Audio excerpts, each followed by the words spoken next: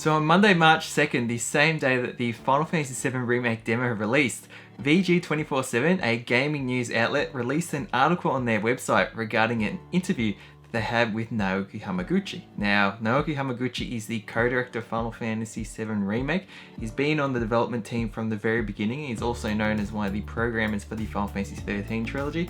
And throughout the game's development, he went up to one of the lead designers and then ended up getting appointed as the co-director for the game alongside Tetsuya Nomura. So this is great. And one new bit of information that has been revealed from this interview is regarding Red XIII.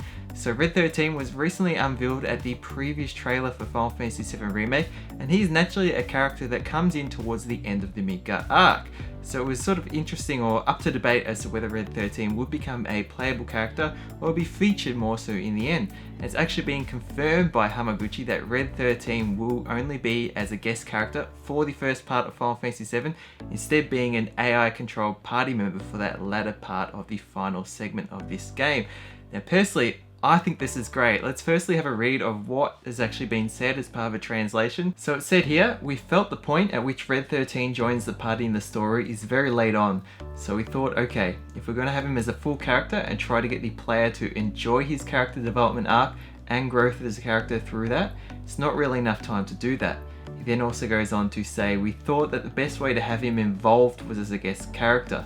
Normally throughout the game, you'll be playing as a 3-man party, but you will have him as a guest character that fights alongside you during the last part of the story. He'll be using all of his old, really nostalgic moves, and you'll see that. We felt that was the best way of showing him off as a character and who he is.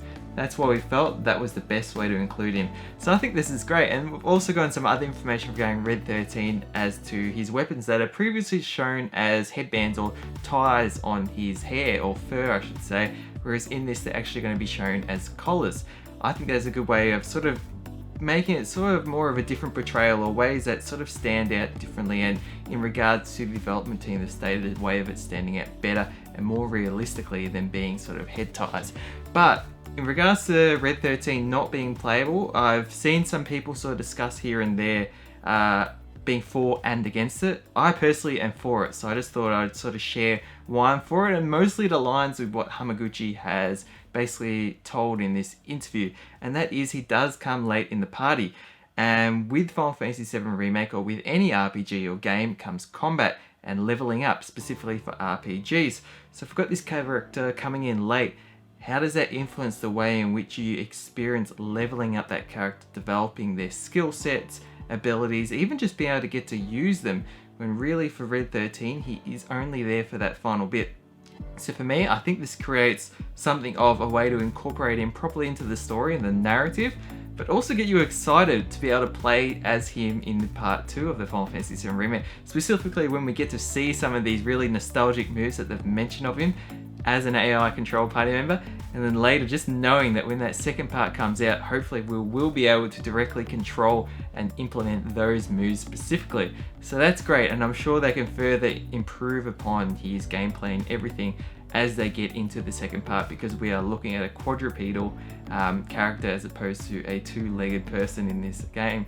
So all in all, I'm not too worried about that. I mean, we get Cloud, we get Barret, we get Tifa, we get Aerith, and then we get to look forward to the next part where we definitely get Red XIII, Naoki as a playable character, and then maybe even characters like Cid, Yuffie, Vincent, Kate Sith, also known as Catchy.